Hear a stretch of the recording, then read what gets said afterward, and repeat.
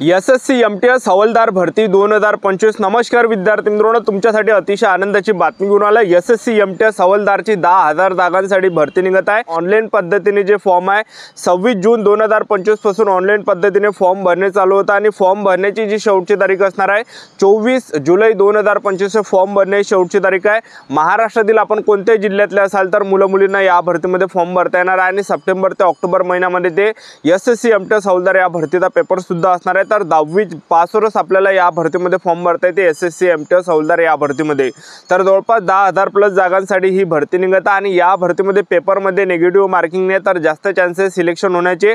तर यामध्ये जे विद्यार्थी मित्रांनो पेपरमध्ये नेगेटिव्ह मार्किंग नसणार आहे, त्याचबरोबर पासिंगचा जर आपण विचार केला तर यूआर कॅटेगरीसाठी 12 मार्कावर पासिंग आहे, त्याचबरोबर ओबीसी कॅटेगरीसाठी 10 मार्कावर पासिंग आहे, एससी कॅटेगरीसाठी 8 मार्कावर पासिंग यामध्ये आहे। तर जास्त चान्सेस सिलेक्शन होण्याचे एसएससी एमटीएस हवालदार भरतीमध्ये। आणि मेन म्हणजे हे आपल्या महाराष्ट्रामध्ये जे ह्या जागा असते तर आपल्या यामध्ये सिलेक्शन झालं तर पुणे झालं, मुंबई झालं, नागपूर झालं, तर जे मोठे मोठे सिटी आहे तर त्या ठिकाणी आपल्याला ड्युटी यामध्ये करावं लागते, लक्षात ठेवा।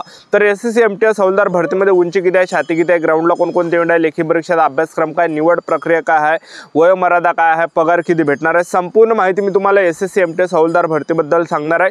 आजचा व्हिडिओ खूप महत्त्वाचा होणार आहे, व्हिडिओ शेवटपर्यंत बघा आणि व्हिडिओला आताच लाईक करा। नमस्कार विद्यार्थी मित्रांनो, माझी नोकरी कॉर्नर यूट्यूब चॅनलवर मी गोपाल वानखडे तुमचं सर्वांचं सहर्ष स्वागत करतो। तर मित्रांनो व्हिडिओचा थंबनेल बघून तुमच्या लक्षात आलं असेल की आपला व्हिडिओ कोणत्या टॉपिकवर होणार आहे। व्हिडिओ सुरू करण्याच्या आधी आपल्या यूट्यूब चॅनलला सबस्क्राइब करा, जेणेकरून प्रत्येक भरतीचे अपडेट तुमच्यापर्यंत सर्वात आधी पोहोचेल। जास्त करून एसएससी एमटीएस हवालदार भरतीच्या रिलेटेड जास्त व्हिडिओ आपल्या चॅनलवर अपलोड करत असतो। 10वी 12वी पास भरतीच्या रिलेटेड जास्त व्हिडिओ आपल्या चॅनलवर अपलोड करत असतो।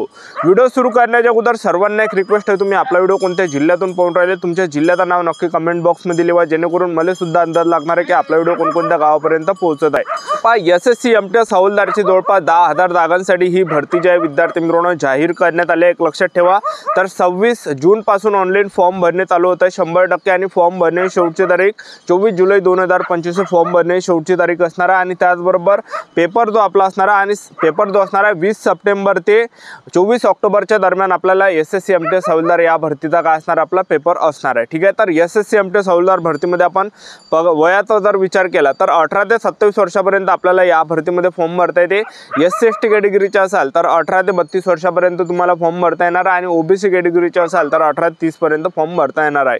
त्याचबरोबर जे एमटीएसचं जे पद आहे तर एमटीएस पदामध्ये जे वयोमर्यादा 18 ते 25 आहे, एससी एसटीला 5 वर्ष सूट, ओबीसी कॅटेगरीला 3 वर्ष सूट आहे। आणि जे हवालदारचं पद आहे त्यामध्ये 18 ते 27 वर्ष, एससी एसटीला 5 वर्ष सूट, ओबीसी कॅटेगरीला 3 वर्ष सूट आहे, एवढं वयोमर्यादा आहे। फीचा जर विचार केला जनरल ओबीसी ईडब्ल्यूएस कॅटेगरीसाठी 100 रुपये फी ठेवण्यात आली आणि एससी एसटी कॅटेगरीसाठी या भरतीमध्ये 1 रुपया सुद्धा फी नाही आहे। आणि सेंट्रल गव्हर्नमेंट जॉब आहे एसएससी एमटीएस हवालदारची आणि एकदम शाई ड्युटी आहे आणि खाकी वर्दी सुद्धा यामध्ये असते, एक लक्षात ठेवा। आणि पगारचा जर विचार केला, तुमचं जर एसएससी एमटीएस हवालदार भरतीमध्ये सिलेक्शन झालं तर पगार तुम्हाला 30 ते 35 हजार रुपये प्रत्येक महिन्याला पगार भेटणार आहे, जे की सर्वात बेस्ट आहे। तर एसएससी एमटीएस हवालदार भरतीमध्ये सिलेक्शन प्रोसेसचं जर पाहिलं आपण, पहिल्या टप्प्यामध्ये आपलं काय असणार आहे, यामध्ये लेखी परीक्षा होणार आहे, दुसऱ्या टप्प्यामध्ये फिजिकल होणार आहे, फिजिकल फक्त हवालदार पदाचाच होणार आहे। त्याचबरोबर तिसऱ्या टप्प्यामध्ये डॉक्युमेंट व्हेरिफिकेशन, चौथ्या टप्प्यामध्ये मेडिकल, अशी संपूर्ण सिलेक्शन प्रोसेस आहे एसएससी एमटीएस हवालदार या भरतीची। तर सर्वात पहिल्या टप्प्यामध्ये आपलं काय होणार आहे तर यामध्ये पेपर असणार आहे आणि पेपर सुद्धा विद्यार्थी मित्रांनो 2 पार्टमध्ये आहे। म्हणजे असं नाही की 2 पेपर नाही यामध्ये, म्हणजे CBT 1 झालं, CBT 2 झालं, असे पेपर नाही आहे। तर यामध्ये एकच पेपर होणार आहे। जसा आपला एक पेपर सरला तसाच दुसरा पार्ट आपल्याला लागणार आहे। म्हणजे कसं 2 पार्टमध्ये हे पेपर ठेवण्यात आला। पहिल्या पार्टमध्ये 2 विषयाचा पेपर होणार आहे आणि दुसऱ्या पार्टमध्ये दुसऱ्या विषयाचे प्रश्न परीक्षेला विचारले जाणार आहे, ते सुद्धा मी तुम्हाला पुढे सांगणार आहे। पहिल्या पार्टमध्ये जे पेपरला प्रश्न परीक्षेला विचारले जाणार आहे, बुद्धिमत्ता चाचणीचे 20 प्रश्न परीक्षेला विचारले जाणार आहे, एका प्रश्नाला 3 गुण असणार आहे। तर झाले किती हे 60 मार्क। गणिताचे 20 प्रश्न परीक्षेला विचारले जाणार आहे आणि एका प्रश्नाला 3 गुण असणार आहे, तर जवळपास 60 मार्क असणार आहे। तर 40च प्रश्न परीक्षेला विचारले जाणार आहे, तर 120 मार्काचा हा पेपर असणार आहे। 40 प्रश्न परीक्षेला विचारले जाणार आहे, रिझनिंगचे 20 प्रश्न, गणिताचे 20 प्रश्न, तर असे 40 प्रश्न परीक्षेला विचारले जाणार आहे। आणि ह्या पहिल्या पार्टमध्ये जे विद्यार्थी मित्रांनो नेगेटिव्ह मार्किंग नाही, तर 40च्या 40 प्रश्नावर आपल्याला टिक करून यायचं आहे, नेगेटिव्ह मार्किंग नाही। त्याचबरोबर पासिंगचा जर आपण आपण विचार केला, पासिंग खूप कमी ठेवण्यात आली आहे. तर पहा UR कॅटेगरीचे असाल तर 40 पैकी 12 जर मार्क बरोबर आले तर आपण पहिला पेपर पास असणार आहे, म्हणजे क्वालिफाय तो पेपर आहे, कोणी क्वालिफाय होऊन जाते. त्याचबरोबर तुम्ही OBC कॅटेगरीचे असाल तर 40 प्रश्नापैकी आपले 10 प्रश्न जरी आपले बरोबर आले तर आपण पेपर पास असतो. त्याचबरोबर तुम्ही SC/ST कॅटेगरीचे असाल तर पहिल्या पेपरमध्ये 40 पैकी आपले 8 प्रश्न जरी बरोबर आले तर आपण पेपर पास असतो. तर 10-12 प्रश्न सोडवणं म्हणजे जास्त जे आहे अवघड नाही. एक लक्षात ठेवा, रिझनिंग आपण 20 पैकी 20 सोडून देतो, 20 पैकी 15 सुद्धा आपण मारून देतो, आउट ऑफ मारून देतो, एक लक्षात ठेवा. आणि मेन नेगेटिव्ह मार्किंग नाही. आपण गणिताचा जर अभ्यास केला नाही आणि रिझनिंगचेच आपले जर समजा 12 प्रश्न बरोबर आले तर UR कॅटेगरीचे मुलं पास आहे पहिला पेपर. तर पासिंग खूप कमी यामध्ये ठेवण्यात आले आहे पहिल्या पेपरमध्ये. आणि मेन दुसरा जो आपला दुसऱ्या पार्टमध्ये जो पेपर असणार आहे तर मेन त्याच्यावर जे विद्यार्थी मित्रांनो कट ऑफ लागते, त्याच्यावर मेन कॉम्पिटिशन असते, त्याच्यावर मेरिट लागते दुसऱ्या पार्टच्या पेपरमध्ये. तर दुसऱ्या पार्टच्या पेपरमध्ये जे प्रश्न परीक्षेला विचारले जाते तर पहा यामध्ये जे जनरल नॉलेजचे 25 प्रश्न परीक्षेला विचारले जाते. जनरल नॉलेजचे 25 प्रश्न परीक्षेला विचारले जाते एका प्रश्नाला. तर झाले किती हे 75. त्याचबरोबर इंग्रजी ग्रामरचे 25 प्रश्न परीक्षेला विचारले जाते आणि एका प्रश्नाला 3 गुण असते. तर झाले किती 75. आणि म्हणजे सांगायचं एवढंच की 50 प्रश्न परीक्षेला विचारले जाते. जनरल नॉलेजचे 25 प्रश्न, त्याचबरोबर इंग्रजी ग्रामरचे 25 प्रश्न, 50 प्रश्न परीक्षेला विचारले जाते. 150 मार्काचा पेपर असतो कारण की एका प्रश्नाला 3 गुण आहे. आणि पेपरसाठी नेगेटिव्ह मार्किंग जर विचार केला तर 3 एवढी नेगेटिव्ह मार्किंग पेपरमध्ये असणार आहे. आणि पेपरला जो आपल्याला टाइम भेटणार आहे 45 मिनिटाचा टाइम आपल्याला पेपरसाठी भेटणार आहे. दोन्ही पेपरसाठी 45 मिनिटाचा टाइम भेटणार आहे. पहिल्या पार्टमध्ये जो पेपर होणार आहे त्यामध्ये सुद्धा 45 मिनिटांमध्ये आपल्याला टाइम भेटणार आहे आणि दुसऱ्या पेपरमध्ये सुद्धा दुसऱ्या पार्टच्या पेपरमध्ये सुद्धा 45 मिनिटाचा टाइम आपल्याला भेटणार आहे.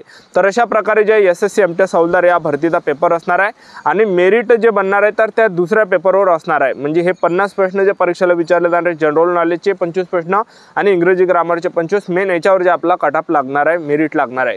आणि दुसऱ्या टप्प्यामध्ये आपलं काय असणार आहे, यामध्ये फिजिकल असणार आहे. MTS मध्ये जे फिजिकल नाही आहे, पण जे हवालदारचं पद आहे तर हवालदारमध्ये फिजिकल असते. ठीक आहे, ज्यांनी MTS मध्ये फॉर्म भरला त्यांना फक्त पेपर द्यावा लागते, ग्राउंड द्यावं लागत त्यांना. ज्यांनी हवालदार मध्ये भरला तर त्यांना पहिले पेपर द्यावा लागते, पेपर दिल्यानंतर ग्राउंड असते. तर ग्राउंडचा जर आपण विचार केला तर यामध्ये पुरुष उमेदवारांसाठी जे उंची लागते 157.5 सेंटीमीटर उंची पुरुष उमेदवारांसाठी लागते आणि महिला उमेदवारांसाठी उंची 152 सेंटीमीटर उंची यामध्ये लागते. खूप कमी उंची यामध्ये लागते SSC MTS हवालदार भरतीमध्ये.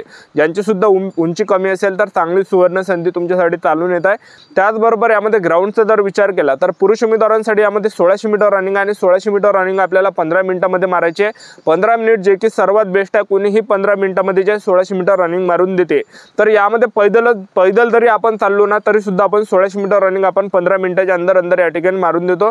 तर हे जे आपण पैदलही गेलो तर रनिंग यामध्ये पास असतो. ठीक आहे, त्याचबरोबर महिला उमेदवारांसाठी जर पाहिलं, महिला उमेदवारांसाठी यामध्ये 1 किलोमीटर रनिंग आहे. SSC MTS हवालदार भरतीमध्ये महिला उमेदवारांसाठी 1 किलोमीटर रनिंग आहे आणि 1 किलोमीटर रनिंग 20 मिनिटांमध्ये आपल्याला मारायची आहे. तर 20 मिनिटात आपण आरामाने मारून देतो महिला उमेदवार.